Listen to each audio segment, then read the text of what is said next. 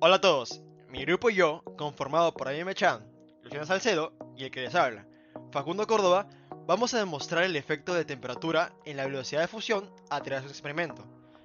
Para eso, necesitamos comprender sobre el transporte a través de la membrana celular. ¿Qué es? Es la permeabilidad selectiva. Esto se refiere que permite el paso de algunos tipos de nutrientes y desechos. La permeabilidad selectiva es la capacidad que tienen algunas membranas de dejar pasar solo algunos solutos específicos de un lado a otro. Es decir, se refiere a la capacidad que confiere de elegir o seleccionar los solutos que pueden pasar y los que no, regulando de esta manera el transporte de moléculas y iones a través de la membrana. Ahora, pasamos a describir dos de las principales funciones que vendrían a ser el transporte activo y el pasivo. El transporte activo es un tipo de transporte celular a través del cual las moléculas disueltas se mueven a través de la membrana de la célula y lo hacen desde una zona donde hay una menor concentración de solutos hacia una zona donde la concentración es mucho mayor.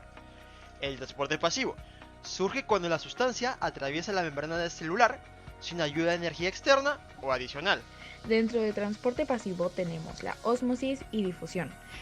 ¿Qué es la ósmosis? Es el mecanismo donde el agua pasa a través de una membrana semipermeable de una solución hipotónica a una hipertónica. Esto solo se produce en un medio líquido.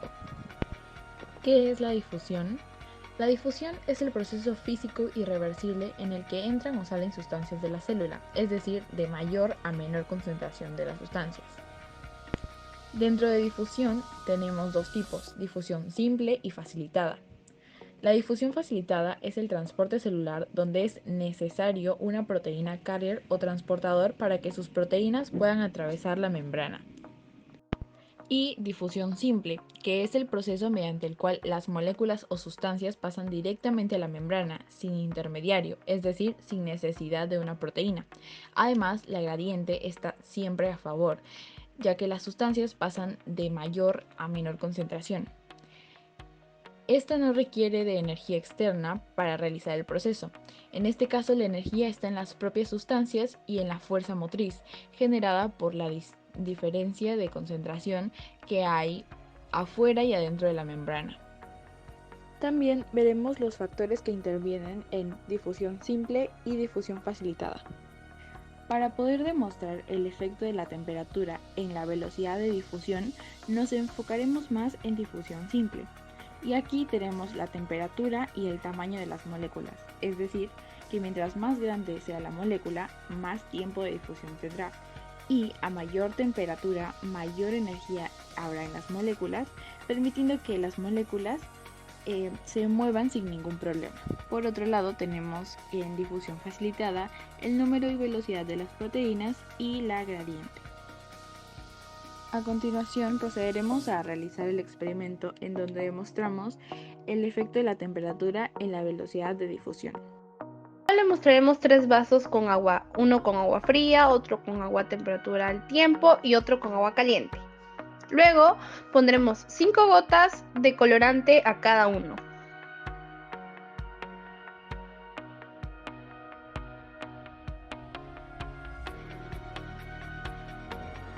Desde primeros instantes podemos observar que el vaso con agua caliente muestra una difusión con mayor rapidez que el vaso con agua fría. Después de los 5 minutos podemos observar una diferencia entre el vaso de agua a temperatura ambiente y el vaso de agua fría, dando como resultado una difusión mayor en el vaso de agua a temperatura ambiente. Después de los 15 minutos podemos observar que el vaso con agua caliente y el vaso de temperatura ambiente proyectan una diferencia en la rapidez de la difusión entre ambos vasos. También podemos observar que después de los 15 minutos el vaso de agua fría todavía no ha terminado su difusión. A continuación, las conclusiones. A mayor temperatura, mayor velocidad de difusión, por lo que la reacción es directamente proporcional. La velocidad de reacciones químicas es proporcional a la temperatura. Este tipo de membrana actúa en los eritrocitos del cuerpo humano, haciendo que la membrana sea menos fluida, más rígida y menos permeable.